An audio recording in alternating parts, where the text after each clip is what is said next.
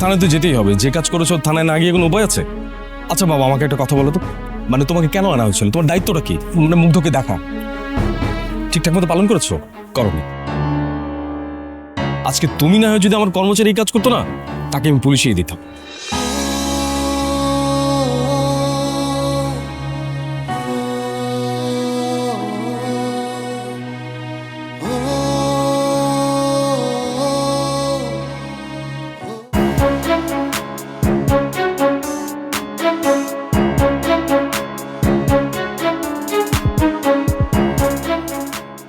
আমার কিচ্ছু ভালো লাগতেছে না, তুমি মানে কই নিয়ে আইলা শুরু? আরে আমি বুঝতেছি না। তুমি তো জানো আমি লোকমানের সবকিছু কইছি। অবশ্য আমি গাইতে আইতে 15 দিন সময় বেশি লেগে গেছে। এর মধ্যে যে ওরা জেলখানে ধরে নিয়ে আসবে আমি জানি। এর মধ্যে আমি কি করি? কি করুম মানে? আমরা কি করে মধ্যে বন্দি থাকবো সারা জীবন? গ্রামে ভাইগো জালের মধ্যে আসছিলাম, জালের মধ্যে পেঁচায় রাখছিল, সেখান থেকে তোমার হাত ধরে ঢাকায় পালাই আইছি।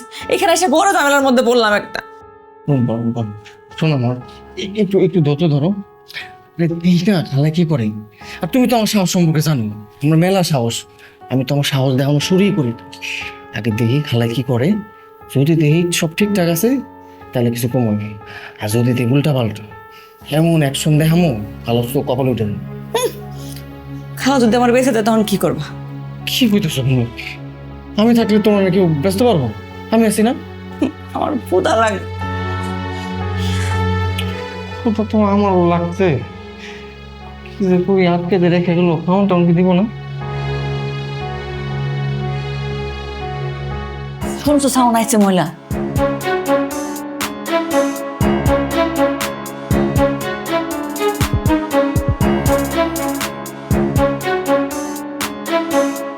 খালা কই কারো তো দেখতেছি না।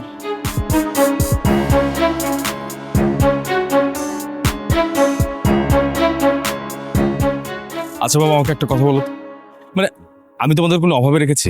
খাওয়া দাওয়া, কাপড় চোপড়, ওষুধপত্র সবকিছু দিচ্ছি, ভালোবাসাই রেখেছি, মানে তারপরে একটা দায়িত্ব ভালো মতো পালন করতে পারো না? আমি আমি কিছুতে বুঝতে পারছি না রে বাবা শাকির, যে দাদা ভাই কি করে চোখের আড়াল হয়ে গেট দিয়ে বেরিয়ে চলে গেল। বাবা তুমি কিন্তু বারবার একই কথা বলছো। আচ্ছা মুগ্ধ কি কখনো এই কাজ করেছে? করেনি। আমার তো টেনশন হচ্ছে যে মুগ্ধকে একটু জিম্মি করবো কিন্তু। না না না না, তা হবে না, কিছুতে হবে না। আল্লাহ, তো আমার দাদু ভাইকে হেফাজত করে পারলাম। বাবা বারবার এক কথা বলো না তো। মানে তুমি বুঝতে পারছো তুমি কত বড় একটা কাজ করেছো?